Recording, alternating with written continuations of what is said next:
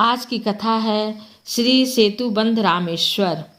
इस ज्योतिर्लिंग की स्थापना मर्यादा पुरुषोत्तम भगवान श्री रामचंद्र जी ने की थी। इसके विषय में यह कथा कही जाती है, जब भगवान श्री रामचंद्र जी लंका पर चढ़ाई करने के लिए जा रहे थे, तब इसी स्थान पर उन्हें समुद्र तट की बालुका से शिवलिंग बनाकर उसका पूजन किया था।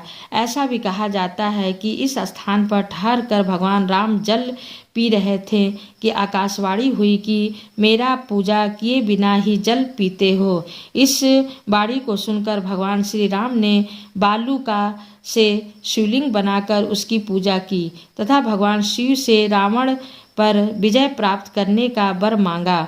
उन्होंने प्रसन्नता के साथ यह वर भगवान श्री राम को दे दिया। भगवान शिव ने लोक कल्याण अर्थ ज्योतिर्लिंग के रूप में वहाँ निवास करने की सबकी प्रार्थना भी स्वीकार कर ली।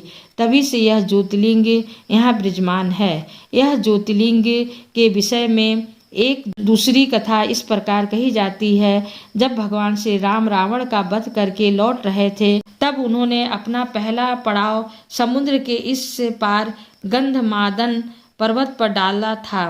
वह बहुत से ऋषि और मुनिगण उनके दर्शन के लिए उनके पास आए। उन सभी का आदर सत्कार करते हुए भगवान राम ने उनसे कहा कि पुलस्त्य के वंशज रावण का वध करने के कारण मुझ पर ब्रह्म हत्या का पाप लगा गया है। आप लोग मुझे इससे निवृत्ति का कोई उपाय बताइए। यह बात सुनकर वह उपस्थित सारे ऋषियों मुनियों ने यह स्वर से कहा कि आप यहाँ शिवलिंग की स्थापना कीजिए, इससे आप ब्रह्म हत्या के पाप से छुटकारा पा जाओगे।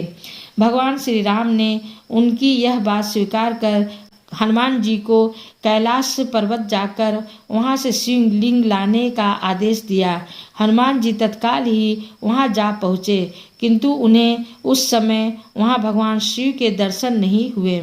अतः वे उनका दर्शन प्राप्त करने के लिए वहीं बैठकर तपस्या करने लगे।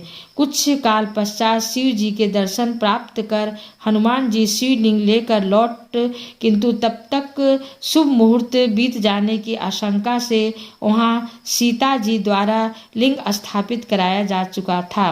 हनुमान जी को यह सब देखकर बहुत दुख हुआ। उन्होंने अपनी व्यथा भगवान श्री राम से कह सुनाई। भगवान ने पहले ही लिंग स्थापित किए जाने का कारण हनुमान जी को बताते हुए कहा कि यदि तुम चाहो तो इस लिंग को यहाँ से उखाड़ कर हटा दो। हनुमान जी अत्यंत प्रसन्न होकर उस लिंग को उखाड़ने लगे, किंतु बहुत प्रयत्न करने पर भी वह टस से मस नहीं हुआ। अंत में उन्होंने उस शिवलिंग को अपनी पूंछ से लपेटकर उखाड़ने का प्रयत्न किया, फिर भी वह ज्यों के त्यों अडिग बना रहा। उल्टे हनुमान जी ही धक्का खाकर एक कोस दूर मूर्छित होकर जा गिरे। उनके शरीर से रक्त बहने लगा। यह देखकर सभी लोग अत्यंत व्याकुल हो उठे। माता सीता जी पुत्र से भी प्यारे अपने हनुमान के शरीर पर हाथ फेरती हुई विलाप करने लगी।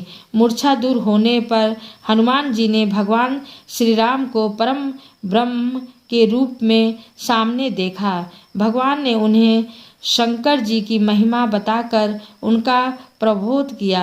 हनुमान जी द्वारा लाए गए लिंग की स्थापना भी वहीं पास में करवा दी। स्कंद पुराण में इसकी महिमा विस्तार से वर्णित है। धन्यवाद।